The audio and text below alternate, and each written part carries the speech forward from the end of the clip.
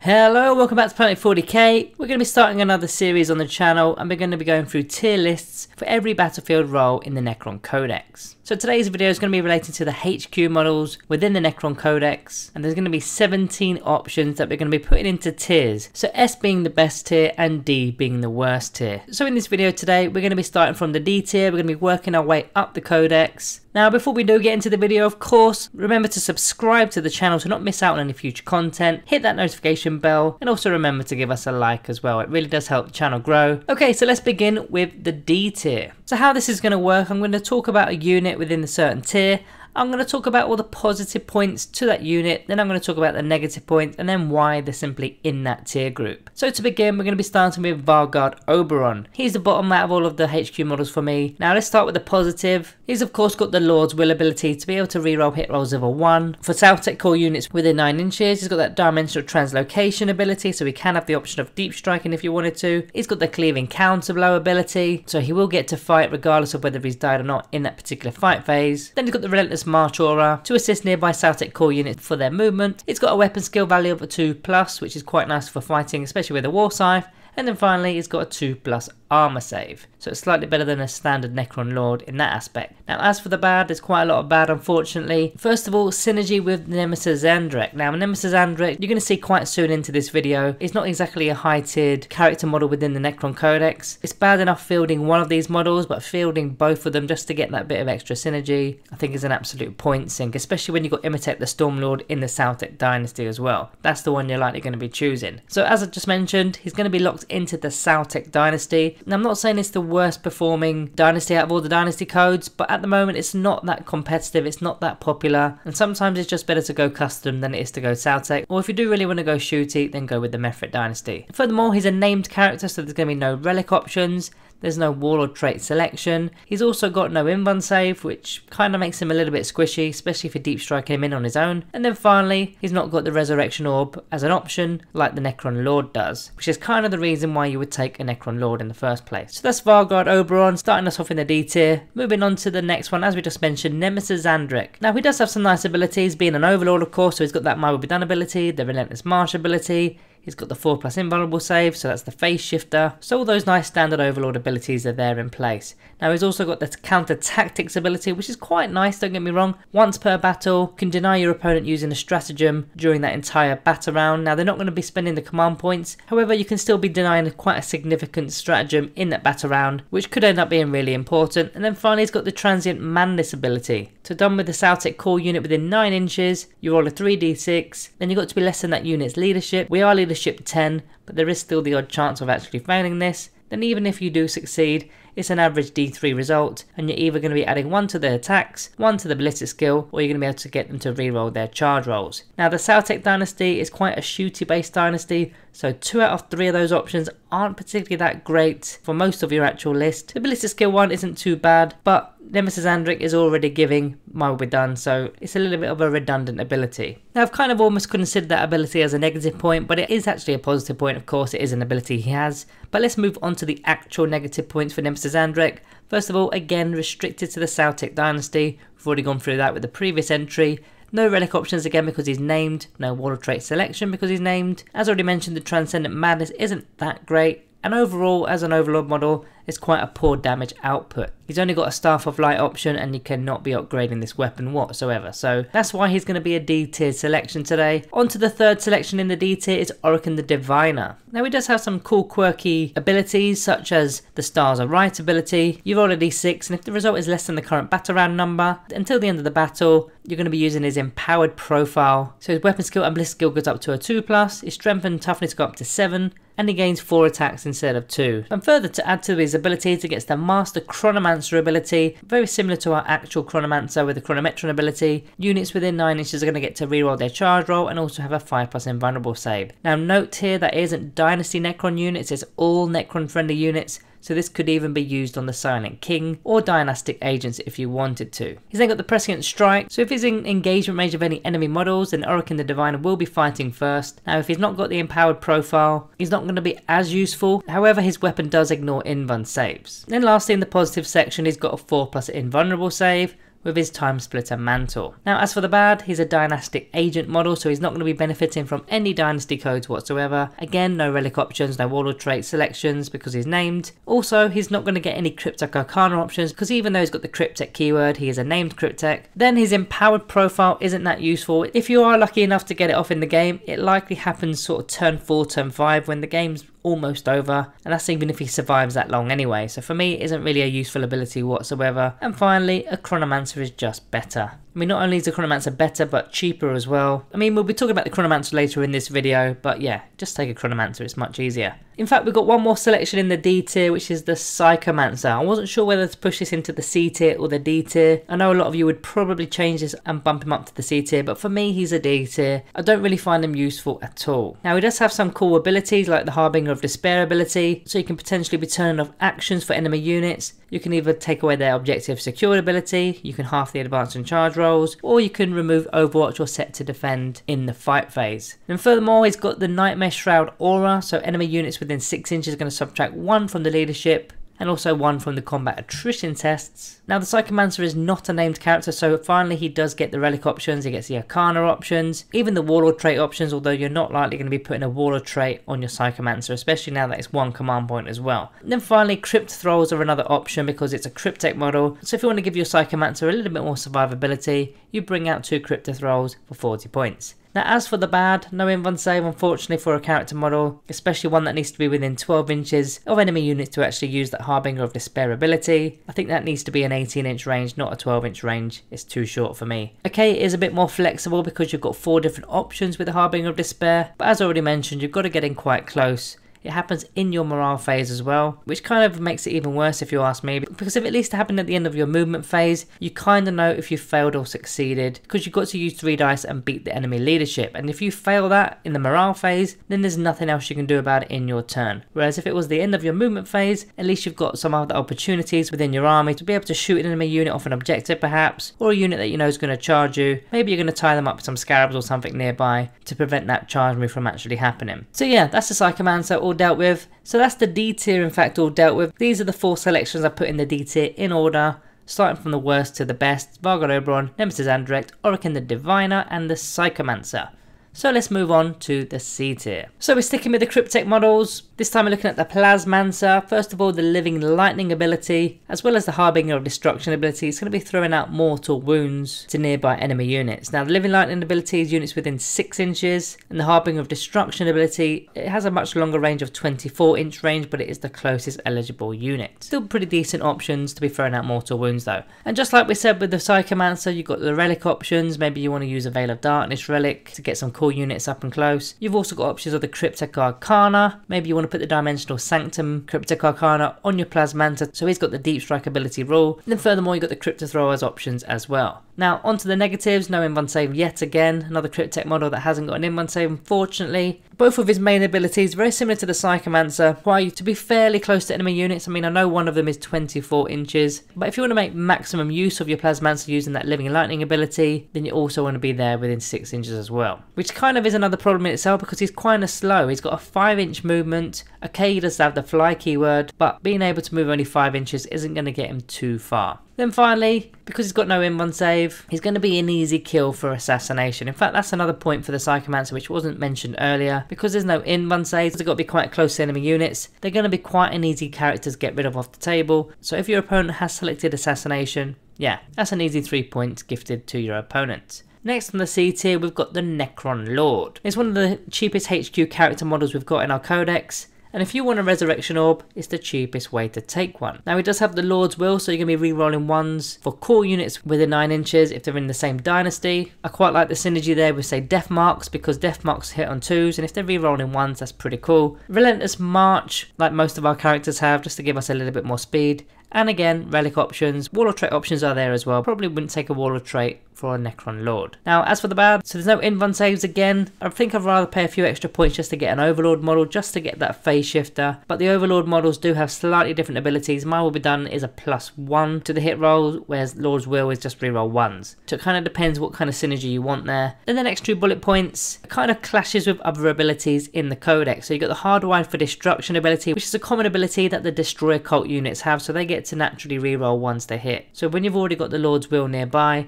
they're kind of the same ability, so they're not really going to work. And the same with the targeting relay if you're taking a Triarch Stalker, because that ability also allows you to be able to reroll ones against certain units. It's another easy assassination kill because there's no in-run save. Then finally, there's just very poor damage output from a Necron Lord. Now, of course, that's not the kind of model he is. He's more of a support character, but you still got to mark him down for his poor damage output. Next one, this one might be a little bit of a shock, but it's Imhotep the Stormlord. Now I know Imhotep the Stormlord has gone slightly up in the ranks because of the fact that he brings CP to the table. He brings 2 command points if you select him as your Warlord, and now that you're getting less CP at the start of the game, that can make a real difference going into a game. Now he's got the Might Be Done ability of course, and he can be using it on 2 different units because he's got the Pharaon ability, so I really like that. Normally you have to pay 2 command points just to gain the Pharaon keyword. He gets it naturally, which is kind of cool. He's got the Relentless March Aura, we know what that is. The Lord of Storm is a bit of a unique ability. Once per battle in the shooting phase, he can call the storm, and if he does, he selects an enemy model within 48 inches and visible. And then you're rolling 1d6 for each other enemy unit within 6 inches of that model, and on a 4+, that unit suffers d3 mortal wounds. Then roll a d6, and on a 4+, the model you selected will be suffering 3 mortal wounds. So there's going to be lots of mortal wound carnage coming from his storm. Now he's got slightly better stats than the standard Overlord. For example, he's got 6 wounds instead of 5. He's got an armor save of a 2+ instead of a 3+. And of course, like the other Overlord models, he's got that 4+ phase shifter save. As for the bad, he's locked into the Celtic Code Dynasty, unfortunately. It would be really nice if he wasn't in the Celtic Code because he's a really cool model, he's got a lot of cool abilities, but unfortunately, if you're not playing the Celtic Dynasty, you cannot select him. As he's named, no relics again, no Warlord trait selections again, he's got no options of resurrection orbs, and you can't be changing out his war gear. Now to be fair to him, his war gear is actually pretty good. He's got 2 different range attacks, Gauntlet of Fire and the Staff of the Destroyer. I'm not going to complain too much about the actual weapons he's got, but you can't be kitting him out with say a War Scythe or other options like that because he's named. So that's why I put him in the C tier, mainly because of that Celtic Dynasty really. But that's going to close the C tier, and it's going to have the Plasmancer, the Necron Lord and Imhotep the Stormlord. Okay, onto the B tier, we're starting off with Trazyn the Infinite. Now Trazyn the Infinite is another model that's kind of come up the ranks lately since the new chapter approved, but we'll get onto that in a minute. But first of all, he's got all the Overlord stuff, Might Will Be Done, Relentless March, 4+ invulnerable save with the phase shifter, we know all that stuff. He's then got the Ancient Collector, which allows you to use the Stratagem Dynastic Heirlooms for 1 fewer command points the first time you use it, so that would be 0 command points, and that allows you to have a relic within your list.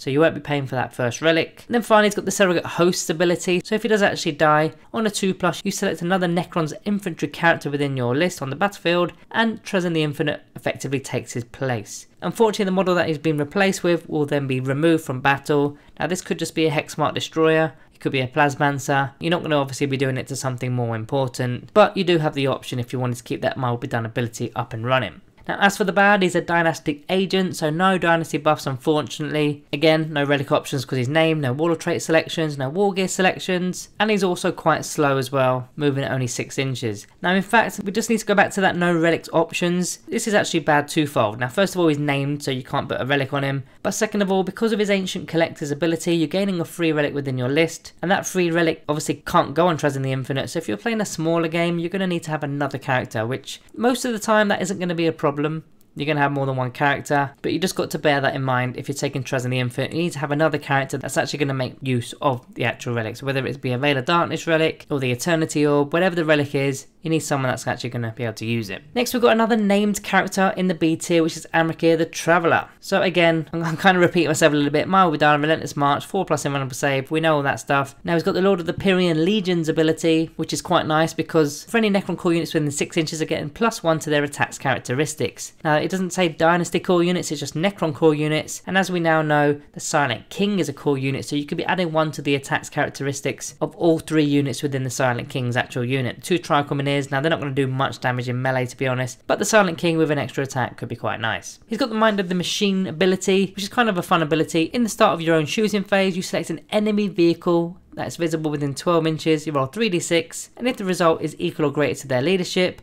then you can shoot one of the model's ranged weapons as if it was your own. You're going to be using Amrakir's ballistic skill as opposed to the actual model's ballistic skill, which makes it even better because he rolls on a 2+. So that one can be a quite fun one to do, and it's definitely going to catch your opponent out. We've already mentioned the Silent King. As for his war gear, he's got some pretty decent war gear to be fair to him. Not only has he got a Tachyon Arrow, which okay is a 1 use only weapon, but it is strength 12, d6 damage. consider it a freebie. But he's then got a War Scythe, which is of course strength +2, -4 AP, 2 damage. But if you look at his actual stats, he starts off at strength 6, not strength 5, like the other Overlord models do. So therefore his War Scythe is actually strength 8. So going up against toughness 4 infantry, you're winning them on 2s. So that War Scythe with Amrak the Traveller is pretty decent. Now as for the bad, again, Dynastic Agent, no Dynasty codes for you, no relic options, no Wall of Trait selection, no War Gear selection, and again he's a slow moving character. Only moves 6 inches. I mean, that is the kind of standard for an infantry character, to be fair, but the fact that you can't put, say, a Veil of Darkness relic on him, it means he's going to be in the back lines, or you're going to need some sort of Night Scythe transport to get him up the board fast. Next on the list we've got the Scorpek Lord. This one I also wasn't sure whether to bump him up to A tier or not, but I've left him down here because a lot of the times I tend to not take the Scorpek Lord. So we'll try and get into why I don't take him. First of all, he's pretty quick, he's got an 8-inch movement, he's got the Hardwire for Destruction ability, so he's rerolling hit rolls over 1.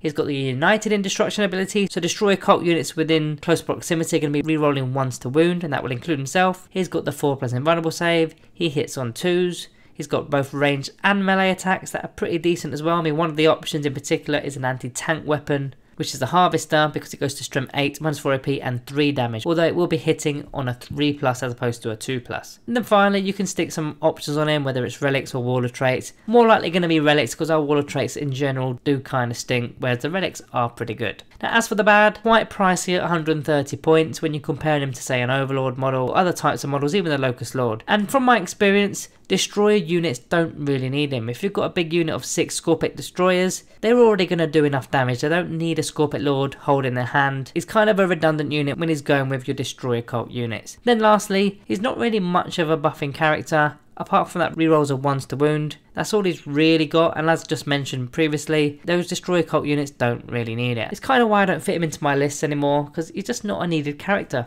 Okay, next we have the Royal Warden. Royal Warden, I think, is where he should be, in the B tier. You're mainly taking the Royal Warden for his adaptive strategy ability to be able to fall back and shoot, or fall back and charge, or both. Now it's really handy if you've got a big blob of Necron warriors that got caught up in melee, but being able to fall back and then shooting all those Gorse Reapers into those enemy units, it will likely delete them. But this one single character model can literally keep your warriors up and running. Now he's got Relentless March again, and he's got a unique relic which I quite like, but it only works if you're taking the Mefret code. And it changes his relic Gorse Blaster into the Conduit of Stars. It's a 36-inch range, rapid fire 3, strength 6, -2 AP and 2 damage. So likely you're going to be getting 6 shots because that 36-inch range will go to 39 because of course this is the Mefret dynasty. Likely going to be wounded on 3s if not 2s, and then -2 AP, 2 damage a pop. It's a nice little infantry killer, which is quite rare for a character HQ to have this kind of ranged weapon. Now if you didn't want to take that relic option, of course you've got other relic options as well, Veil of Darkness relic being one of them. Now as for the bad, no invulnerable save unfortunately. Now the likelihood is he's going to be having that Lookout Sir ability, so he shouldn't be getting popped at range because he's going to be surrounded by core units to get them out of a fight.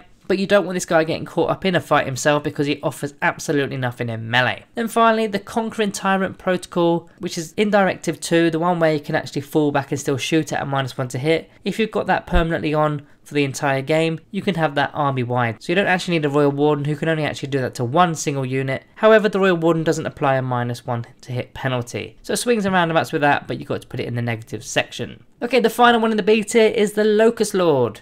Now I put this one above the Scorpek Lord because simply I think he's just better and more useful for the amount of points he costs. So very similarly, he's quick with 8-inch movement. So he's got the Hardwire for Destruction ability, he's got the United in Destruction ability, the 4+ invulnerable save. So he's got the Phylactery ability for 5 points, so if you're using your Living Metal, you can be regaining D3 lost wounds as opposed to 1. You've got the option of taking a Resurrection Orb with the Locust Lord, which is quite rare for a Destroyer cult unit anyway. And or you've got the options of the Relics as well because he's not a named character. And finally, he's got some War Gear choices. Unlike the Scorpek Lord, the Locust Sword has options. He comes with the Staff of Light, but you can take the Hyperphase Sword, the Void Blade, the War Scythes, and as mentioned already, some of the relics that replace those weapons. Now as for the bad, he's got inferior stats to the Scorpek Lord, so he's only strength 5, not strength 6. And also he hits on 3s as opposed to hitting on 2s. That's with his weapon skill and ballistic skill. So the Scorpek Destroyer does have better stats, but he is more expensive. The next point I wanted to point out is he buffing Destroyers or is he buffing Necron Warriors? Because he's got the United in Destruction ability, but he's also able to take a Resurrection Orb. So I'm kind of a little bit conflicted of where the Locust Lord should be going. If I wanted someone with a Necron Warriors, it's more likely going to be an Overlord model to provide that Mile with Done ability as well as the Resurrection Orb. So it's kind of weird that he's got a Resurrection Orb as an option, but it is what it is. For me, I kind of struggle to put him into my lists, very similar to the Scorpet Lord. He's kind of a jack of all trades, master of none. There's always a better option. You take an Overlord, maybe even a Technomancer. So that's the B tier all dealt with: Trials in the Infinite, Amrak the Traveller, the Scorpet Lord, Royal Warden, and the Locust Lord. So on the penultimate tier, we're now in the A tier, and we're going to be starting off with a Chronomancer. Now this entire tier was actually quite tricky to put them in order. I put the Chronomancer at the bottom of the A tier. Not necessarily an A-, just bottom of the two selections that I've got for you in this video. And I'll sort of explain to you why in a moment. So he's got the 8-inch move with Fly, which is pretty nice. He's got a 4+ invulnerable save, which is also pretty nice because none of the other Cryptecs have an in-1 save. The Chronometron ability is the reason you're taking a Chronomancer, to be able to give Dynasty units reroll to their charge roll, and most importantly to get that 5+ invulnerable save on that unit. That could be a Necron Warrior unit, it could be a Canoptic Scarab Swarm unit, maybe even your Scorpet Destroyers. But you're kind of open because it's not a Dynasty core unit, it's just a Dynasty unit. I quite like his weapon option, which is the Entropic Lance. Now it is only 18-inch range, but it is strength 8 -3 AP, and that damage is D3 + 3. So an average of 5 damage if you can pull that one off. It is only one shot, unfortunately. Now you can take relic options. Again, Veil of Darkness relic is quite a popular one, especially for Cryptek models. You can also take Cryptek Arcana. Lately what I've been doing with my Chronomancer is taking the Counter-Temporal Nanomines. So it's a Chronomancer specific Arcana, and you can half the advance and charge rolls of an enemy unit within 18 inches. So it kind of makes the Psychomancer look a little bit redundant because he does have that ability with his Harbinger of Despair ability, but that only works at 12-inch range, whereas the Chronomancer's one works at 18 inches. Now you will have to pay 25 points to take this, but believe me, it does make a huge difference. The last time I used it, I had the Trigon Prime chasing my army down, and I just shut this thing down with this Arcana. It couldn't get anywhere near me. Then when it came onto my turn, my Locust Heavy Destroyers just blew it off the table. Job done. Then the last bullet point in that list is the Crypto Throw options again. If you wanted to give it a little bit more defense, you got the 40.2 Crypto Throw boys. That will be providing that Lookout Sir bubble for your Chronomancer. Now, as for the bad, there's lots of ways of throwing out mortal wounds to our units nowadays, which are going to completely ignore our 5+ invulnerable save. And doesn't mean to say the 5+ invulnerable save is bad, it's not bad at all, but I'll use the example again of Tyranids. There's a lot of shenanigans, lots of smite attacks, there's the Psychic Scream, Psychic Power, there's lots of ways of throwing out mortal wounds, and that's just from a few examples from the Tyranid Codex alone. Then finally, I just think the Technomancer has more value if you're wanting to select a Cryptek. Now there's no harm in taking both, but I just think the Technomancer is almost an auto-include at this present time. We'll get onto the Technomancer later in this video. Now as for the last unit in the A tier, I've gone with the Overlord. Again, I wasn't sure whether to pump this one up to the S tier.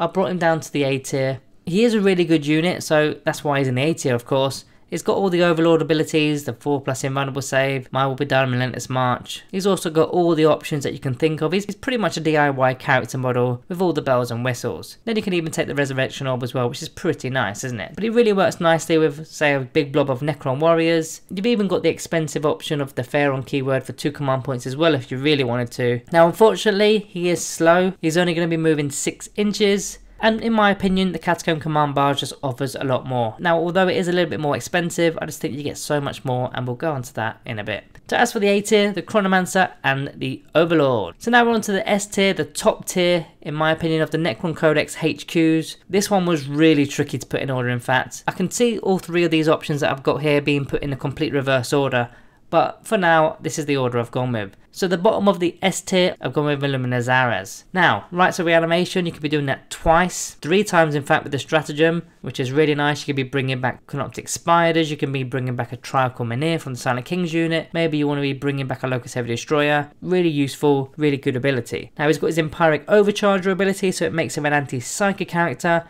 Enemy units roll any doubles, they're going to perils. Not too bad. Now it does require Illumina Zares to be only within 12 inches of the Psycho, which isn't always the case. Now he's got that Mechanical Augmentation ability, which is one of the main reasons for taking him, other than the Rites of Reanimation ability. Now because there's so many core units within our codex now, this is really useful. Whereas before we only had a couple of units at the start of the edition, now we've got virtually the entire codex. So you can be buffing core units within 6 inches on a D3 result. Either their strength, their toughness, or their ballistic skill is going to get a boost. So all of those are going to help somewhat. It kind of depends on the unit really, but I quite like the idea of getting an extra bit of toughness. No matter what kind of unit you've got, toughness is always the good option. Now you can be using this ability an additional time in a fight phase in which Illumina Zares destroys one single enemy model. You could actually use the augmentation ability again as if it was your movement phase. which is really cool, especially in the larger games. You want to be getting as many core units as possible augmented in the actual battle. As for his damage output, he's got pretty decent damage output. He's got the Eldritch Lance, another strength 8 weapon, although it is D6 damage, but it is 36-inch range. So you kind of got the option of going 36-inch range with the ranged weapon, or going really close with the anti-psycho ability, which is only 12 inches. Now that Eldritch Lance is also a melee weapon, although it does go down to strength 6, and it is only damage 2, not damage D6. But that's not bad as an infantry killer. Furthermore, he's got his impaling legs as well. That's 2 extra attacks at strength 6. Now we've already mentioned that he can revive a Trichol Minion. That's just an example of what he can do with the Rites of Reanimation ability. As for his stats, he's got some pretty monstrous stats, to be honest with you, even though he's not got the monster keyword. Moving 8 inches, strength 6, toughness 6, wounds 7, all pretty good stats. I'd almost class him as a monster. Then finally, you can take Cryptothralls. Even though he's a named character, Cryptothralls just simply work with characters with a cryptic keyword, which he does have. So if you wanted to give him a little bit more survivability, then yeah, Cryptothralls are the way to go. Now as for the bad, very oddly, he does not have an invulnerable save. I don't understand why he doesn't have an in-1 save. When a Chronomancer has an in-1 save, yet Illuminazares doesn't. It's just a little bit weird. Now maybe that's to do with the lore. You know I'm not big on the lore. But he is killable. That's kind of why I think he needs the Cryptothrall models. Now no relic options unfortunately, no Warlord trait selection, and no Cryptic Arcana options because he's of course named. So that's Illuminazares. That's the bronze medal for me in terms of the Necron Codex at present. Let's move on to second place, which I'm giving it to the Catacomb Command Barge. Now I mentioned in the Overlord section that for me this is more valuable than taking a natural Overlord model, and here are a few reasons why. So first of all, he's got that 12-inch movement and he's got that fly ability, so he can be going out and doing things on his own. He's got that quantum shielding ability. Now that does actually drop his in-1 save down to a 5+, but you can't wound him on less than a 4+ anyway. That means there's going to be less wounds going through to begin with. You've got the options of relics, Veil of Darkness relics again, Orb of Eternity if you wanted to. There's plenty of other relic options that you can select from. Same with the Resurrection Orb if you wanted to take that, and the War Gear itself. Whether you want to stick with the Staff of Light or whether you wanted to give him a little bit more slice and dice with a War Scythe, you've got the options. Just like with the Warlord traits as well, he's got the options. Now oddly, he's got the core keyword. Of course, he's a vehicle model, so he can be using buffs from other characters. Off the top of my head, I can't think what kind of buffs you'd give to a Catacomb Command Barge, because the Might Will Be Done ability isn't really going to be that useful because he's already hitting on 2s. But in fact, the next bullet point kind of says it for itself. Shooting into combat, he's a vehicle so it can shoot into combat, but one of his weapons is a heavy weapon, which is the Gorse Cannon, or the Tesla Cannon if you preferred. So they will actually inflict a -1 to hit penalty shooting into combat. You could use his Might Will Be Done ability on himself to basically negate that -1 to hit penalty. Then finally, he's got a large range for his Might Will Be Done ability. Because he's got a larger base, he's got a larger hull. When you're comparing him to the size of a standard Overlord on foot, you're just going to get a tiny bit more range when you're using a Command Barge. Now as for the bad, we've already mentioned already, there's no 4+ phase shifter in-1 save because he's got quantum shielding, so it goes down to a 5+. And then finally, there's no Void Scythe option for the Catacomb Command Barge, unfortunately, whereas the Overlord model does have that option. It'll be strength 10 if you take it, but the Catacomb Command Barge can't do it. Okay, on to the final unit within this tier list. I've kind of already hinted at it earlier in this video, but it's going to be the Technomancer. For me, a Technomancer should be in every single list. It's just way too good to leave home. Now, Rites of Reanimation is the ability that you should be using. Bringing back, as already mentioned, it could be a Canoptic Spider,